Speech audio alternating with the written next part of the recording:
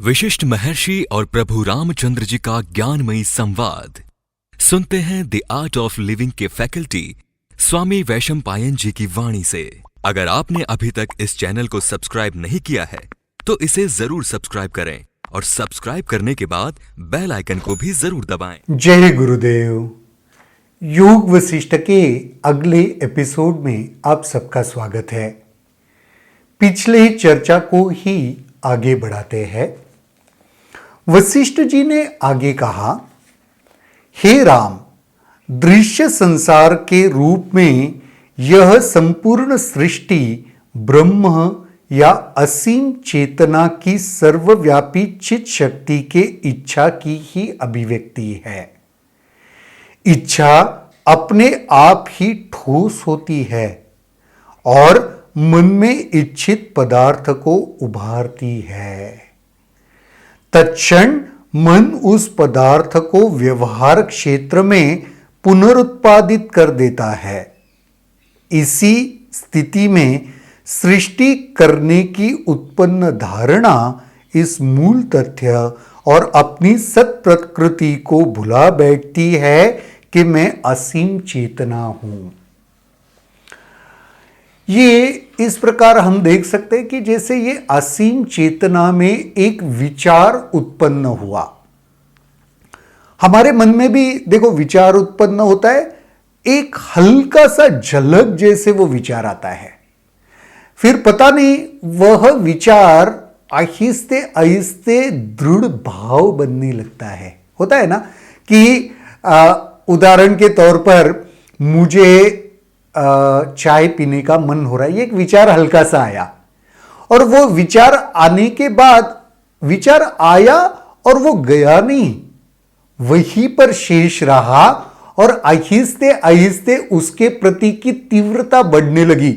तो क्या हुआ देखो ना, हमारा ये मन जो अथांग निर्मल और फैला हुआ था वो एक जगह पर केंद्रित होने लगा, एक जगह पर ठोस होने लगा और वह ठोस होते होते होते इतनी तीव्रता आ गई, फिर हमने वह चाय बना ली और पी ली।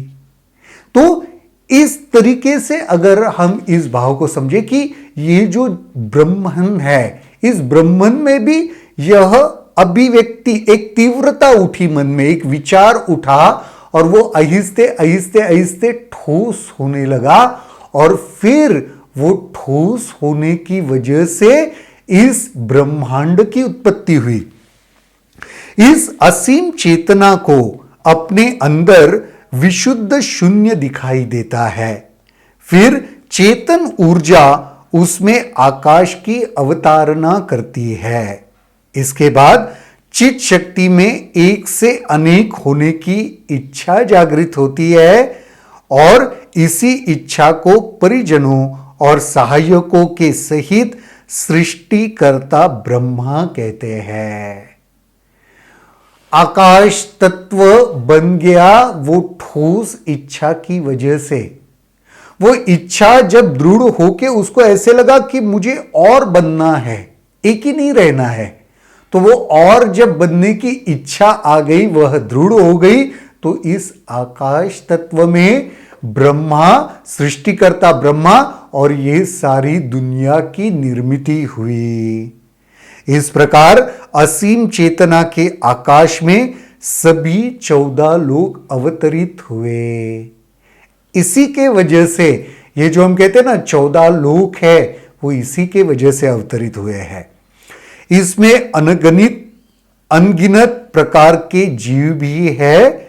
कुछ अज्ञान रूपी अंधकार में डूबे हैं, कुछ को आत्मज्ञान प्राप्त कर चुके हैं और कुछ आत्मज्ञान प्राप्त करने के समीप है।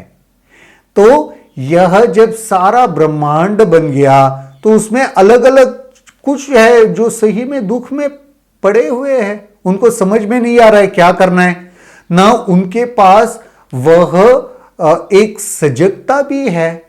पर कुछ लोग हैं जो आत्मज्ञान हासिल करने के, पाने के बहुत समीप पहुंच चुके हैं और कुछ लोग हैं जो आत्मज्ञान प्राप्त कर चुके हैं। हे राम, इस संसार में मात्र मनुष्य ही ऐसा प्राणी है जिन्हें सत्य की प्रकृति की शिक्षा दी जा सकती है। इसलिए कहते हैं ना, मनुष्य जन्म सबसे श्रेष्ठ जन्म है। क्यों? इसी कारण से ऐसे कहते हैं, मनुष्य ही आत्मज्ञान हासिल कर सकता है, मुक्त हो सकता है। बाकी के जो सारी, ऐसे कहते 84 लक्ष्य योनियां है ना, तो इतने योनियों में जो भी कोई जीव जंतु है वह निसर्ग चक्र से जुड़े हुए हैं, उनको कोई फ्रीडम नहीं है। लेकिन मनुष्य ये एक ऐसा जीव है जिसको यह शिक्षा दी जा सकती है कि आत्मज्ञान कैसे प्राप्त करे। यह सृष्टि किसने रची और कैसे रची, यह सारा विवरण शास्त्रों की रचना तथा विस्तार की दृष्टि से ही हुआ है, न कि सत्य पर आधारित है। असीम चेतना या ब्रह्मांडीय पुरुष में जो विकार होते हैं वे वस्तुतः परमात्मा में नहीं होते। हां, ऐसे प्रतीत अवश्य होता है, सिवा असीम चेतना के और कुछ भी नहीं है, यहां तक कि कल्पना में भी कुछ नहीं है। उसके संबंध में पुरुष का यह सोचना कि वह सृष्टि करता है और ब्रह्मांड सृष्टि है, गलत बात है। जब एक दीपक से दूसरा दीपक जलाया जाता है तब कर्ता और जीव का विचार नहीं होता। अग्नि एक ही है, सृष्टि मात्र शब्द है, उसके अनुरूप कोई वास्तविकता नहीं है। ये बहुत ही अद्वैत के बारे में बाद में ये फिर से बता रहे हैं। जब द्वैत आता है ना तो ये सारा विचार शुरू हो जाता है कि यह सारा ब्रह्मांड है, ब्रह्मा ने उसे रचा हुआ है। ब्रह्मा कैसे रच सकता है? क्योंकि ब्रह्मा ही खुद इस असीम चेतना का एक विचार मात्र है। तो उस परिवेश में अगर आप ये देखो तो ये कुछ भी सत्य नहीं है, सब असत्य है, यह स्वप्नवत लगता है।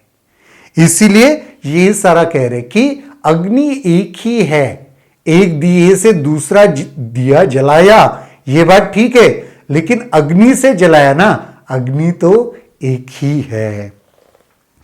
चेतना ब्रह्म है, मन ब्रह्म है, बुद्धि ब्रह्म है, ब्रह्म ही मात्र पदार्थ है। ध्वनि या शब्द ब्रह्म है और ब्रह्म ही सभी पदार्थों का घटक है। यही है योग वशिष्ठ में जो बार बार हमें अनुभव करवाने की चेष्टा की जा रही है, सब कुछ ब्रह्ममय है। ये बात जब हम समझ जाएंगे ना, जीवन की ओर देखने का दृष्टिकोण ही बदल जाएगा। तो सब कुछ ब्रह्म है, सब कुछ ब्रह्म ही है, वस्तुतः संसार है ही नहीं। जैसे ही धूल झाड़ जाती है, असली पदार्थ प्रकट हो जाता है। अगर किसी चीज के पदार्थ के ऊपर धूल पड़ी हुई है, जब उसको हम झाड़ देते हैं तब पता चलता है कि इसके भीतर असली पदार्थ क्या था, वस्तु क्या थी। जैसे रात का अंधकार दूर होता है, अंधकार से घिरे पदार्थ स्पष्ट रूप से दिखाई देने लगते हैं। जैसे ज्ञान छट जाता है, सत्य क्या है समझ में आता है। तो ये कहीं ना कहीं हमारे भीतर एक प्रकाश डाला जा रहा है कि देखो, अंधकार को हटाओ, देखो वास्तविकता क्या है।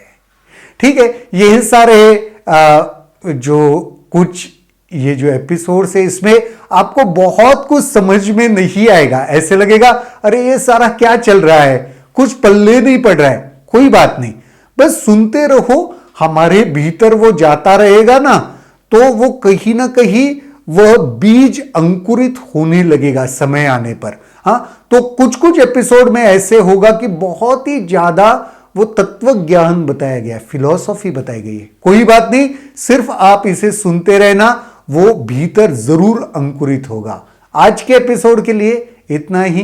कल देखेंगे और वशिष्ठ महर्षि क्या कहते हैं। तब तक के लिए जय गुरुदेव।